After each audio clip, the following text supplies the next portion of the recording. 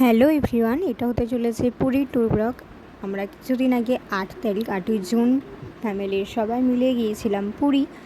চলো সেই ভিডিও তোমাদের সাথে শেয়ার করি, আমরা কী এনজয় করলাম, গরমের মধ্যে কীভাবে পৌঁছালাম সবটা।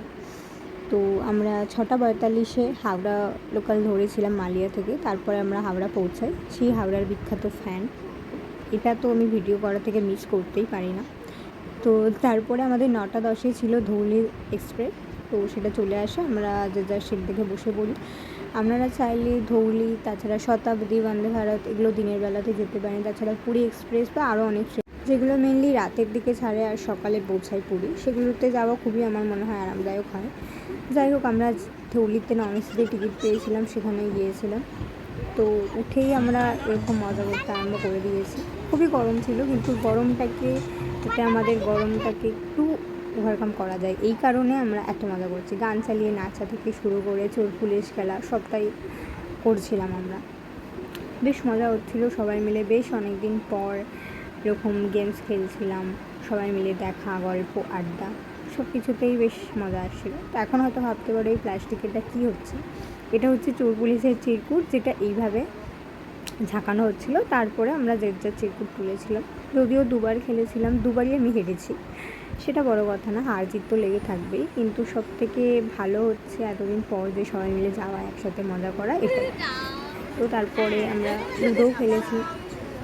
বেশ অনেকটা সময় আমরা এরকম গেমস খেলে, গান চালিয়ে, নিচে কুদে এরকমভাবে কাটিয়েছি। আমরা খুবই এনজয় করতে করতে গেছি পুরী। হয়তো একটু কষ্ট হয়েছে গরমের জন্য, বাট ঠিক আছে। তো আমরা পুরী ঢোকার ঠিক আগের মুহূর্ত থেকে বৃষ্টি শুরু হয়। আমরা পুরীতে নামিও ভিজে ভিজে। তারপরে মানে নামার মুহূর্তে থেকে শুরু করে আমাদের হোটেলে যাওয়া পর্যন্ত ভালোই বৃষ্টি পড়ছিল। তো তারপরে আমরা দেখতে পাচ্ছি আমাদের গন্তব্য স্টেশন পুরীতে আমরা পৌঁছে গেছি। নেমেই সবার মুখে একটাই নাম ছিল, সেটা হলো জয় জগন্নাথ।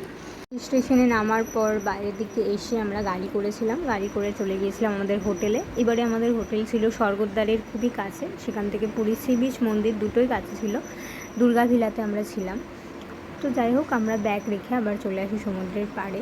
প্রায় 1.5 বছর পর যখন সমুদ্রের পাড়ে যাই, তখন খুবই মজা লাগছিল, খুবই একটা শান্তি অনুভব হচ্ছিলো, যেটা বলে বোঝানো নয়। তো সবাই মিলে এখানে সবাই সমুদ্রের হাওয়া খেতে চলে এসেছে, আমরাও গিয়েছিলাম সবাই মিলে। এতদিন পর গিয়ে আমরা আরও অনেক জায়গায় গেছি, সেগুলোও তোমাদের সাথে আমি একে একে শেয়ার করব। আজ এইটুকুই, চলো টাটা।